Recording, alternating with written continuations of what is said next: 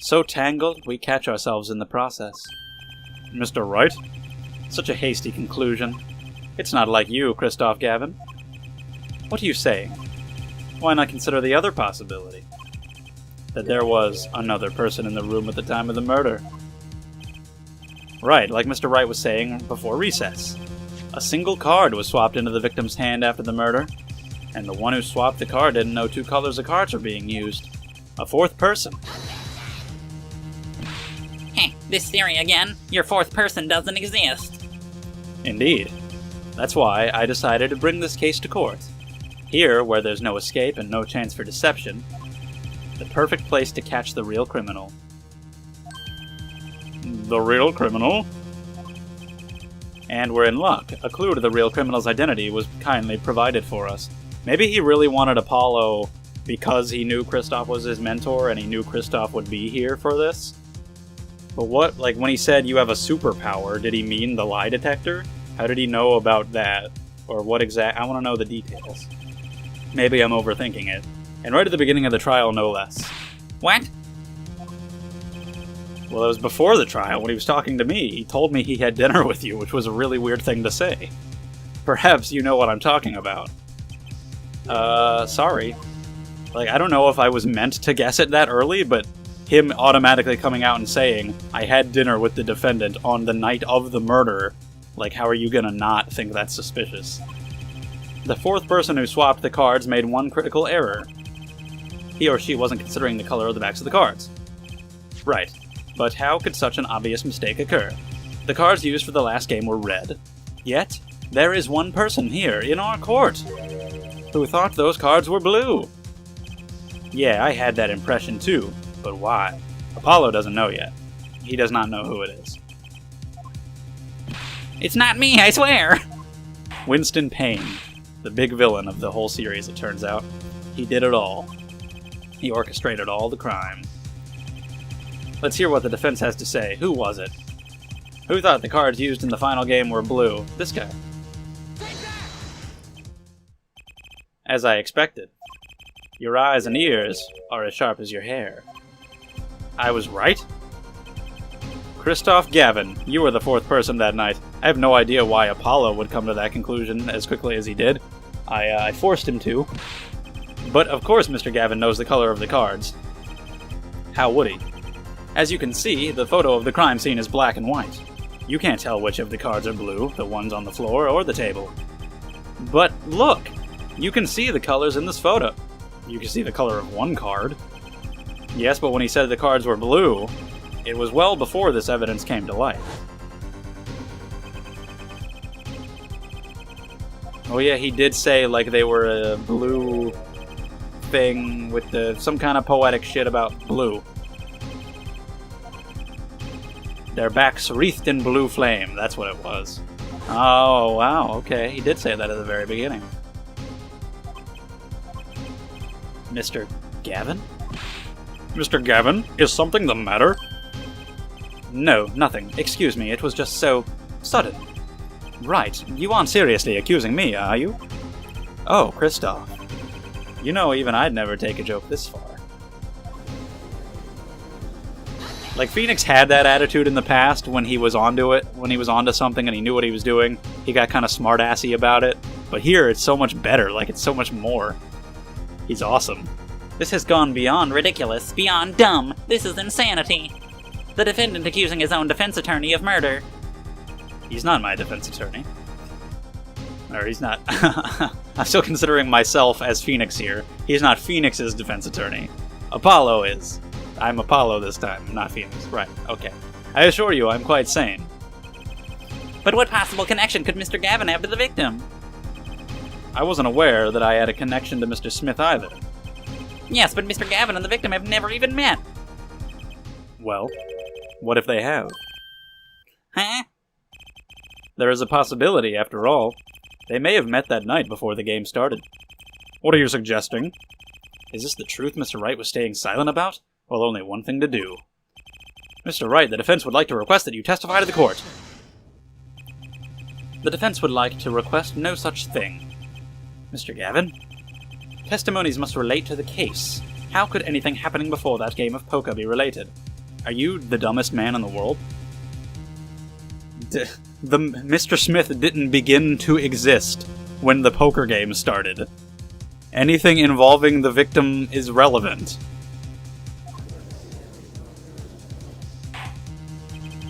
I'm not sure I follow, Mr. Gavin. As I explained before, the defense believes that Miss Orley... Am I to assume you speak for Mr. Justice in this? He is the defense, not you. Thank you, Judge. Love you. Mr. Justice, the matter of Mr. Wright's testimony is up to you. Oh, okay. Does the court, in your opinion, need to hear Mr. Wright's testimony? If I choose no, is that just like an instant game over? We're gonna go for it. This was Mr. Wright's strategy. He was planning this all along, and I intend to see it through. The defense would like to request that Mr. Wright testify to the court. Et tu, Justice? You would betray me, your teacher? I'm sorry, Mr. Gavin, this isn't about loyalty. This is about the truth. Very well, the defendant. Mr. Wright will take the stand, please.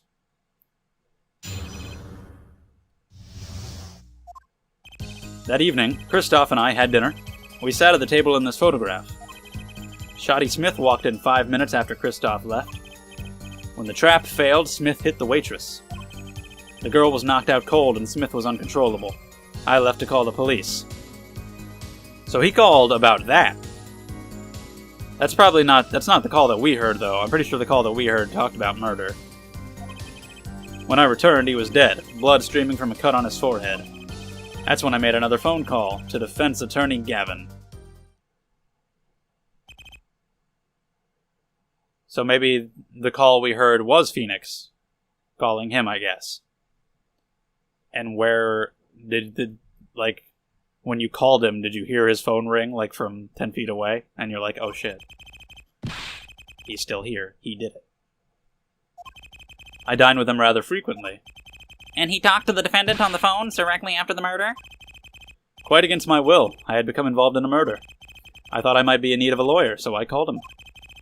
You were planning this all along, weren't you, Wright? Just because you wanted to drag me into your little murder trial. The only thing I want is the truth. As I did back then, and now.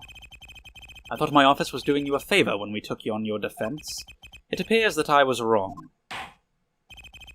Very well, the defense may cross-examine the witness. Maybe it was never his plan to frame Phoenix at all. Maybe he was just going to frame Olga, because that's kind of what it seemed during the trial. Justice? Yeah, I mean, that's the only way that makes sense. That's why he would be here, defending Phoenix, because they are friends, and he then kind of tried to implicate Olga. So, yeah, I guess that all works out. He's lying, and you're going to expose him. Understood, sir. Mr. Gavin versus Mr. Wright. This can't end well.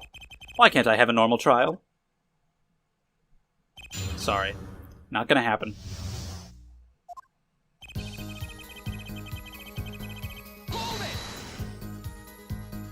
You had dinner with Mr. Gavin. Yes, he dines with me at the Borscht Bowl Club quite frequently. We were enjoying a usual dinner at our usual spot, as usual. Usual.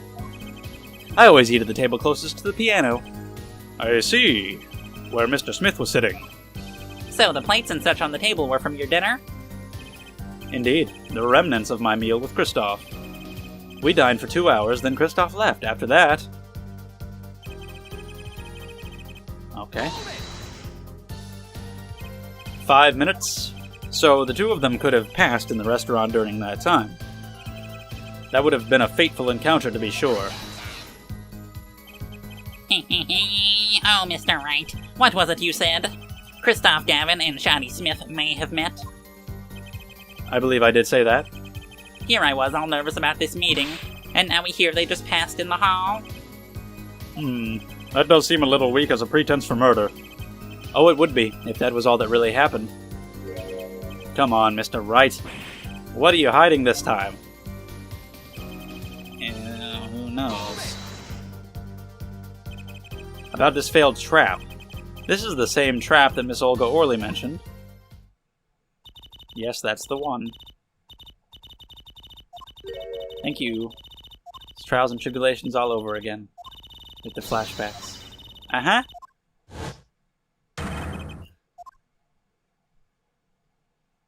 I got it!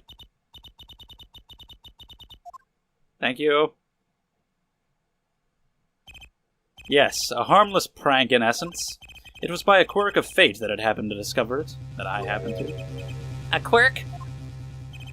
I happened to put my hand in my pocket and I found a card. The card she planted. Yes, I snuck a peek at it and found it was the 5 of Hearts. I had a feeling something might happen, so I disposed of the card before the game. Would you give it to Kristoff? There was an empty bottle of grape juice I had been drinking right beside me. I threw the card inside the bottle. Oh. An empty bottle of grape juice? The murder weapon.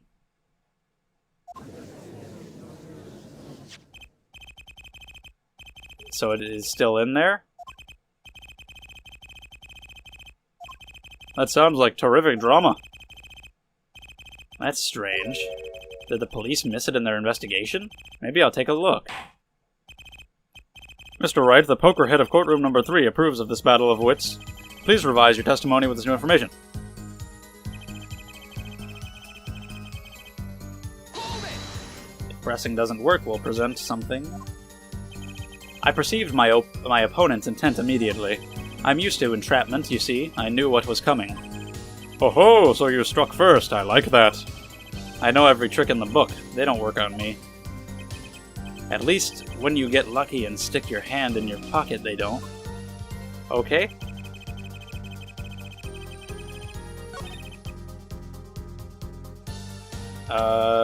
Should I examine the bottle? Can I do that? Can I somehow look inside of it? Can I turn it and...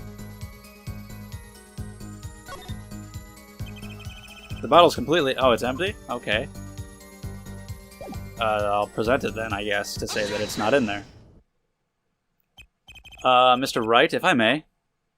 Yes. I've examined the bottle, and I don't see any card in here. No. What, Mr. Wright? Surely isn't all you have to say for yourself. I can't say that I know what happened to the card. I did put it in that bottle, however. Huh? Perhaps a 5th person came and took it out. Oh, and a 6th person could have helped. Mr. Gavin, Mr. Wright is your client. My apologies, Your Honor. I won't have you disparaging our investigation either. We looked inside that bottle. There was nothing. So what's going on? Is Mr. Wright hoodwinking us again? Or did the card just disappear? In any case, please continue the cross-examination.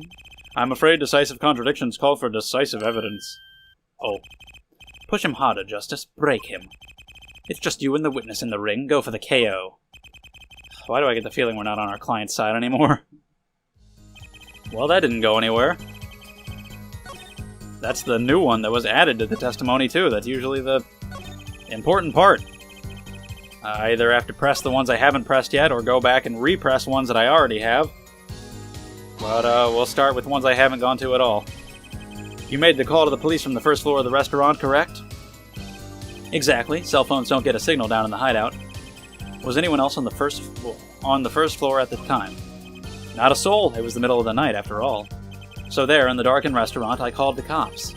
After making the call, I returned to the hideout. It didn't seem right to leave the injured waitress alone. Uh-huh. And when you returned, the victim was already... dead, yes. I'll admit, I was a little startled when I walked in. A little? He was bleeding from his forehead, after all. I guess I'd be startled, too, if I walked in on a scene like that. Probably. Okay, that's probably important. Could you explain why you called Mr. Gavin? I'd obviously gotten involved in a rather sticky affair, and I figured Kristoff's law offices would give me a friend rate for my defense fees. Yeah. Glad to hear you intend to pay. Oh, I'll pay in full, Kristoff. It was I who got you involved, after all. You may find the price of your defense quite high, my good friend. Quite high. Is this the truth that Mr. Wright was talking about? Justice, you know what you have to do. He's lying. Expose him, now. Yes, sir. Is that... I guess I gotta present something else. Somewhere else. Because I've pressed everything. Unless, like I said, it is going back and repressing some things that I've already pressed, because that is a thing that has happened, and I really hate that. That's really obnoxious when that happens. But let's look at this thing. I mean, I feel like it's got to be at the end there. If it's going to be on any statement. Because I feel like... I mean, if Mr... I don't know why I'm going to say Mr. Right. Phoenix was on the first floor. Gavin couldn't have gone up there to escape. So he had to have stayed down there. So I feel like he was, like, behind the window, you know, the one that they talked about. And so when Phoenix called him, he probably heard the phone ring from just nearby. But how do I say that? This is the photo that shows the window in question. I mean, that's what I'm pretty sure I'm supposed to say. I just have to figure out how to say it, and I'm gonna go with this. Your Honor, that statement contradicts this evidence. Apparently, it does not. You sure about that? Okay. Do I have to do it on a different statement, or am I wrong? I'm not entirely sure. This is what it naturally looked like, right? His hat is off in this picture, because they took it off to take the picture. It was on when the crime scene was found. But when Phoenix found it, it was off. I mean, he says he sees the cut, but if it was like this when he walked down there, then he wouldn't have seen it. He wouldn't have seen the cut. So was his hat not on? Go with that. So I presented the right picture. I was just on the wrong line of thinking. I guess I was getting ahead of myself. Yes. Take a look at this photograph of the crime scene. See the victim here? He's wearing a hat. I wouldn't think you could see blood on his forehead. I like how when he gets it right, he gets kind of embarrassed about it. Like, yeah, you know, I'm pretty smart and all. You know, I can throw that out there. Justice, next time you point out an inconsistency, put a little more oomph into it. Yeah, be confident. Point your finger. I forgot to mention something. I was the one who put that hat on his head. Eh? You? You put the hat on the dead man's head? He wore it through our entire poker game. After calling the police when I returned to the scene, his head was in full view. Shining bright, just like it in this photograph. And I picked his hat up off the floor and put it on his head. Why'd you do that thing? Like, respect? Like how you might close a dead person's eyes if they're open? All I can say is, I'm sorry. But that's the only thing I touched at the crime scene. So Miss Orley didn't see it? It being the victim's, his head? I think not. She was out cold. I believe I was the only one who witnessed his head.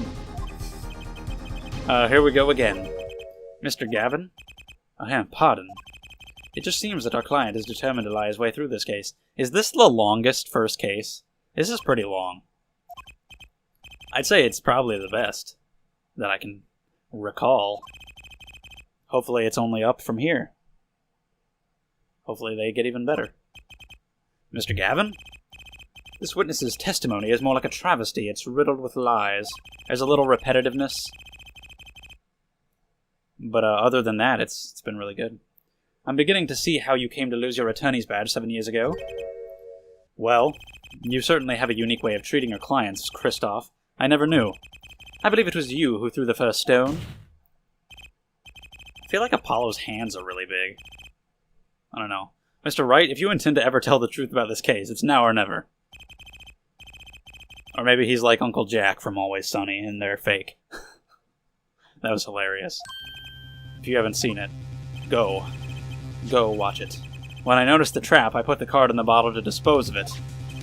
And when I put the hat on the victim's head, let's just say I had a reason for doing that as well. Okay, so there was something about the hat. For some reason he wanted to hide the wound? Your cell phone? That night, Recall that I spoke with Defense Attorney Gavin after calling the police. Just in case, I recorded our conversation. What's this? Now that we're all here, I see no reason why I shouldn't play it back for the court. Okay.